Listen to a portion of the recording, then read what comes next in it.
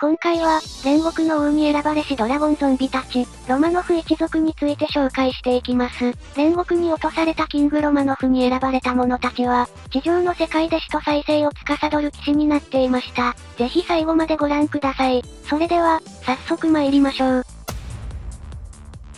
まず最初に紹介するのはジャガン王ロマノフ一世。コスト7の闇のドラゴンで、登場時に山札を見て、その中から闇のカードを1枚選んで墓地に置くことができます。そして攻撃時に墓地からコスト6以下の闇の呪文を選び、コストを支払わずに唱えることができます。唱える呪文の選択肢は非常に広く、例を挙げるとすれば、相手のクリーチャーを問答無用で破壊できるデーモンハンド、コスト8のクリーチャーにつなげることができるショッキングダンタル、墓地から様々なカードを蘇生できるモンテスケールサイン、などなど、条件が比較的緩いため色々なことができます。その中でも特に環境で使われていたのがこのカード、その名もエターナルサインです。このカードはロマノフで唱えられる6マナの呪文で、コスト7以下の闇または火の火進化クリーチャー1体墓地から出し、その後そのクリーチャーにスピードアタッカーを付与します。この効果でロマノフ一世をスピードアタッカーとして場に出し、さらにロマノフ一世の登場時効果で山札から闇のカードを墓地へ。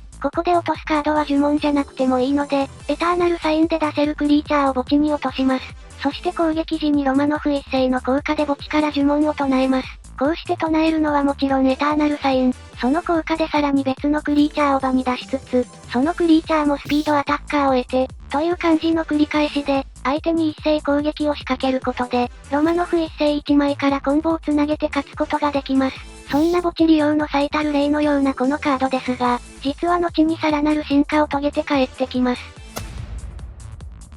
次に紹介するのはジャガン強行ロマノフ2世です。基本スペックはロマノフ一世と比べて特筆すべき点はありませんが、特にその効果に決定的な違いが生まれています。このロマノフ2世は場に出た時山札から5枚を墓地に送り、その中から闇のコスト6以下の呪文を唱えることができます。このカードがロマノフ一世と違う最大の点は、効果にギャンブル性が絡んでくることにあります。要はデッキの中身を闇の呪文で固めておかないと、ロマノフ2世の登場時効果で闇の呪文がめくれないという悲劇が起き、ただの7マナダブルブレイカーという一方的に勝つ性能になります。ですがそれを回避することさえできれば、墓地を5枚肥やしながら呪文を唱えられるという破格のスペックに、この効果を利用したデッキこそいわゆるロマノフワンショットです。鍵になるもう1枚のカード、水上第9インシャコガイルを紹介します。このカードは9コストのカードで、場に出た時に墓地をリセット。その代わり自分がデッキのカードを引き切るタイミングで、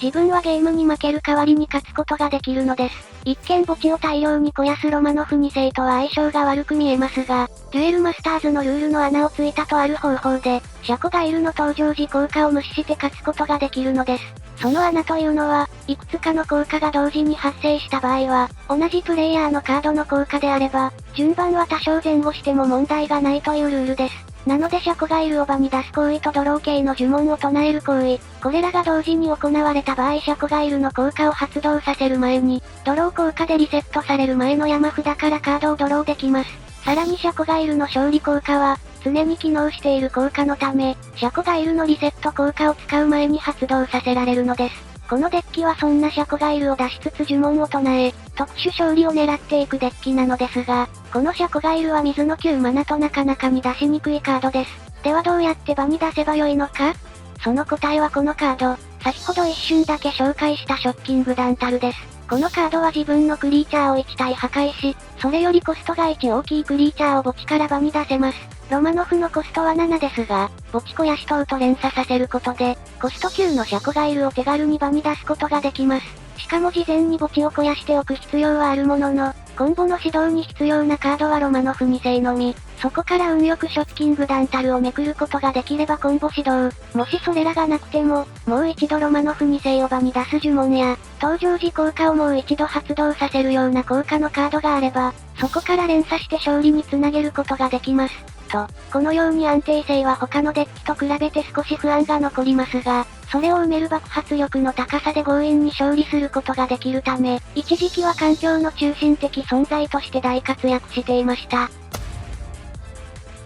続いて紹介するのは、大ジャガンビギニングロマノフ。背景ストーリーではロマノフ2世の儀式によって復活したとされ、その力があまりにも強大だったため、キングロマノフの復活とされ、勘違いされたままビギニングロマノフと命名されました。さてそんなビギニングロマノフですが、効果は他のロマノフと違い、呪文に関する記載が一切ないという珍しいカードです。まず場に出すには墓地の闇のクリーチャーを3体選び、それらを下に敷いた上で場に出す必要があります。そして効果ですが、攻撃時にこのカードの下のカードを、任意で好きな枚数墓地に置くことができます。こうして墓地に置いた数だけ相手の手札を見ないで選び、それを山札の一番下に送ることができます。攻撃時に最大3枚相手の手札を刈り取ることができるのはもちろん、こうして選んだカードが墓地ではなく山札の下に行くのがミソです。もちろん墓地利用を防ぐための措置であることは間違いないですが、実は大型大会でこの効果が綺麗に刺さった対面があるのです。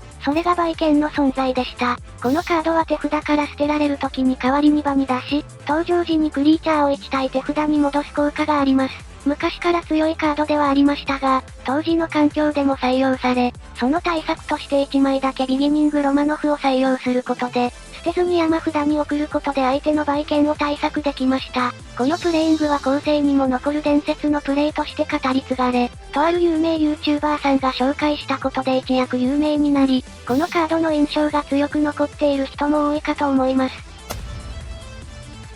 次に紹介するのは元プレミアム電動カードのマット・ロマノフです。このカードはデッキ進化という特殊な進化をするカードで、山札の上3枚の中から1枚クリーチャーを選び、その上に進化し、もし3枚の中にクリーチャーがいなかったら場に出せません。そして肝心の効果ですが、攻撃時に進化元を墓地に置くと、地下闇のコスト6以下の呪文を1枚マナから唱えられます。こちらも拡張性の高いカードですが、環境で活躍した際には、とあるカードたちとのコンボで一撃必殺を行いました。まず1枚目はエターナルゲート。これは相手のシールドが自分のシールドより多い時に発動でき、相手と自分のシールドの数を一緒にする効果の呪文です。その際、シールドトリガーは発動できます。ではどのようにして自分のシールドを減らしていくのか。それにはデビルドレインというカードが鍵になります。このカードは自分のシールドを任意で好きな数回収できます。この効果で自分のシールドを全て回収すれば、エターナルゲートの効果で相手のシールドを全てなくせます。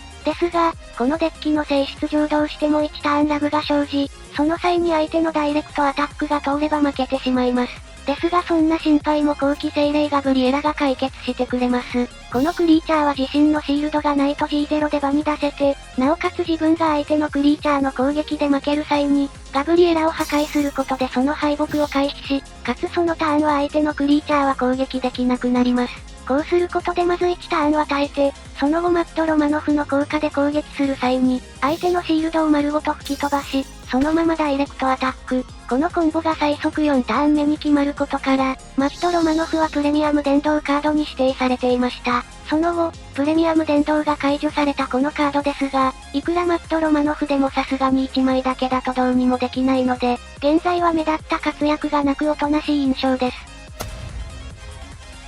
最後に紹介するのはバウマット・ロマイオン。名前からお察しの通りマット・ロマノフのディスペクターです。このカードは人光の8コスト、ブロッカーで、出た時に墓地から呪文を2枚回収し、攻撃時がエクストライフが剥がれた時に手札から、コスト8以下の呪文を唱えることができるという代物です。このカードはブロッカーを持っている光のクリーチャーのため、天文デッキ、すなわちヘブンズゲートのデッキに採用されました。このクリーチャーを出す際に使用したヘブンズゲートを、登場時効果で回収しつつ攻撃時効果で再度発動することができます。当時は赤タンガガガが環境を牛耳っていた関係上、相手の攻撃に合わせてカウンターし、クリーチャーを展開する。そんな天文は環境に刺さっていたデッキとして一躍有名に、少し前に登場していたザ・トリプルスリーで手札の確保も容易になったので、ヘブンズゲートを打っても出すブロッカーがいない、という状況に陥ることは少なくなりました。登場当初はなかなか強く見られてはいませんでしたが、1枚のカードとの噛み合いでここまで強力なデッキが生まれる。